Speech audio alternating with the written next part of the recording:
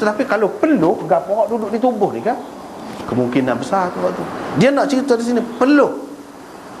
Sebab tu Imam Bukhari buat hal. Peluh ni boleh katakan mesti ada lah.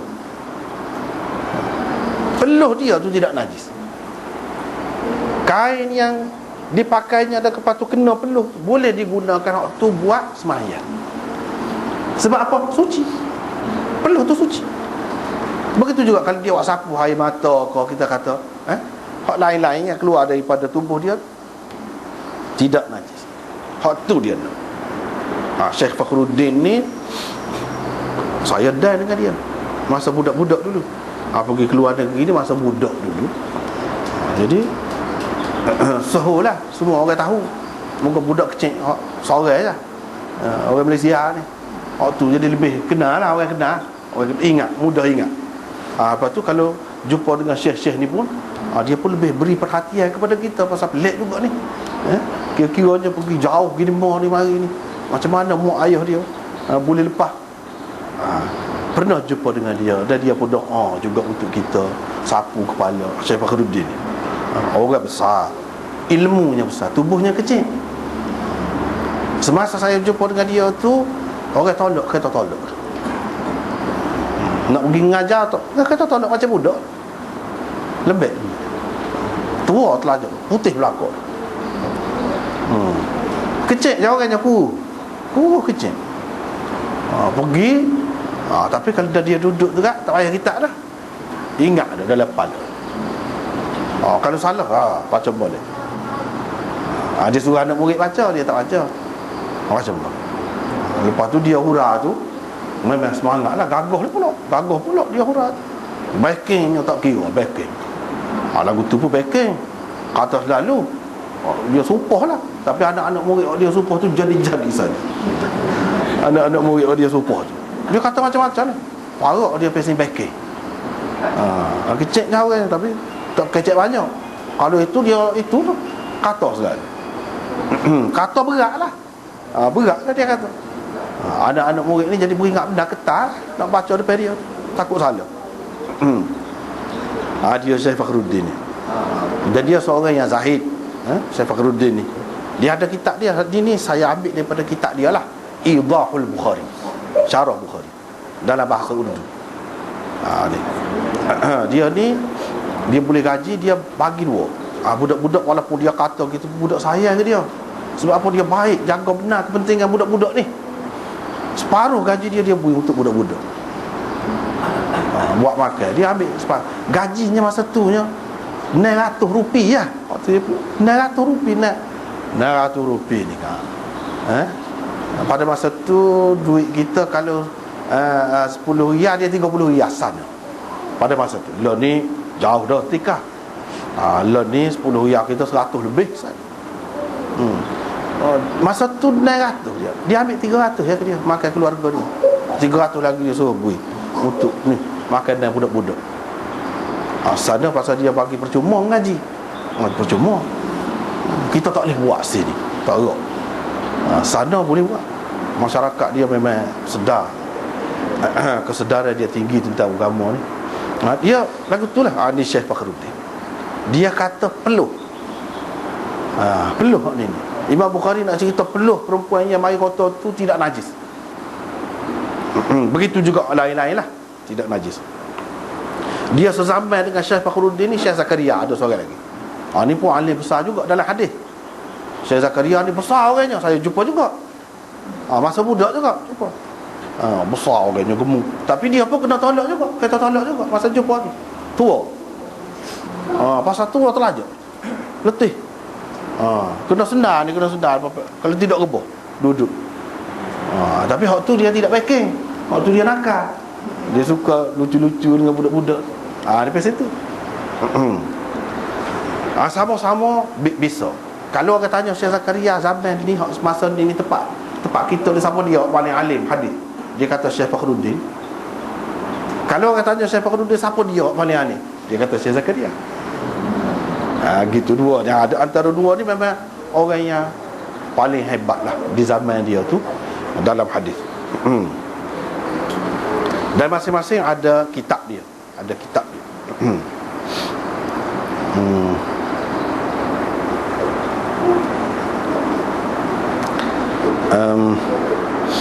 Alasannya ialah jika peluh perempuan berhaid itu kotor, tentulah kain yang dipakainya semasa berhaid itu wajib dibasuh, sama ada ia terkena darah atau tidak. Sama ada kena darah atau tidak, kalau peluh ni najis kena basuh. Ini tak ada suruh basuh. Menunjukkan itu maksud dia. Iaitu berkenaan dengan peluh, bukan berkenaan dengan darah. Berkenaan dengan peluh. Padahal mengikut hadis Aisyah di atas, kain yang dipakai semasa berhaid itu baru dibersihkan apabila ia terkena darah. Darah tu je. Kalau galai tak apa. Darah tu je tak boleh. Artinya jika tidak terkena darah, ia tidak dibersihkan atau dibasuh kerana ia tidak kotor. Seperkara lagi yang menarik mengenai tajuk bab ini ialah Imam Bukhari rahimahullah memulakannya dengan perkataan hal. Apa Imam Bukhari kata? Hal, adakah? Padahal kan kalau kena darah kat muka najis, mana boleh nak semaya? Basuh je lah. Ataupun kalau tak boleh basuh, tak boleh pakai hot tu, pakai hot air, terai ke tu. Apa dia kata adakah? Situ kemuskilan. Yang merupakan kata tanya. Apa perlunya beliau bertanya di sini? Bukankah sudah jelas bahawa kain yang bersih boleh dipakai untuk bersembahyang? Jawapan-jawapan berikut mungkin dapat merungkai kemuskilan yang tersirat di sebalik perkataan hal ini. Ini kena tahu ni kaedah Imam Bukhari. Semula berguna. Semula kalau dia kata hal tu, masuk kaedah ni. Untuk orang baca Sahih Bukhari penting kaedah-kaedah dia. Kalau tidak, kita tak boleh faham dengan baik.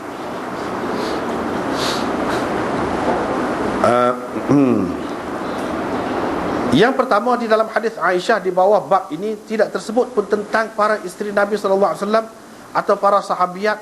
Baginda sallallahu alaihi wasallam menggunakan kain yang telah dipakai mereka semasa berhaid itu untuk sembahyang. Kalau kita perhati molek hadis ni kan, adakah dia sebut isteri Nabi ke, sahabiat yang lain ke pakai kain yang mereka guna semasa haid tu buat sembahyang? Adakah sebut? Tak ada.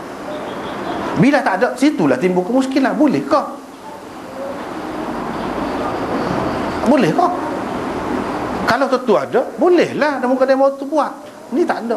Bila tak ada, itulah kewajaran adanya hal itu. Adakah? Sebab kita nak tahu daripada siapa? Nak tahu daripada sahabat lelaki. Tak ada kena-mengena dengan mereka. Kena tahu daripada perempuan. Hak perempuan ni adakah? Dalam hadis ni ada sebut kah? Tak ada. Bila tak ada, sebab tu Imam Bukhari kata adakah? Tak pasti, tak jelas nampak. Kedua, jawapan perkataan hal ini memanglah terdapat di dalam hadis di atas, tetapi ia terdapat di dalam hadis-hadis lain. Tidak terdapat di dalam hadis di atas, tetapi ia terdapat di dalam hadis-hadis lain. Misalnya hadis yang diriwayatkan oleh Abu Dawud di dalam sunannya. Oleh kerana ia tidak menepati syarat Imam Bukhari di dalam Sahih Bukhari ini, maka hadis itu tidak dikemukakan beliau di sini. Bagaimanapun ia tetap boleh dijadikan panduan. Imam Bukhari satu cara ni. Kalau dalam hadis ni tak ada, bolehkah dia nak menarik perhatian kita? Kena tengok hadis lain lah. Kena tengok hadis lain.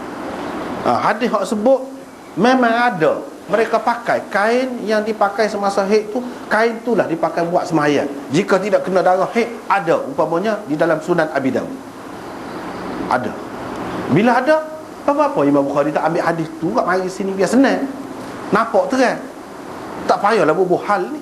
Adakah ni? Dia nak cerita oleh kerana hadis itu tidak menepati syarat dia. Tidak setara dengan hak dia iltizam. Iaitu kedudukannya kena tinggi hadis tu. Hadis Abu Daud itu walaupun sahih, tapi tidak setinggi, tidak menepati syarat dia. Sebab tu dia tak mari. Cuma dia isyarat saja. Isyarat lagu mana? Dengan kata adakah? Adakah boleh? Kalau dalam ni kita tak nampak ni, boleh kau tak boleh? Sebab tak ada sebut. Tengok lain. Imam Bukhari nak cerita, untuk hukum ni tidak semestinya hadis itu menepati syarat dia baru boleh pakai buat hukum.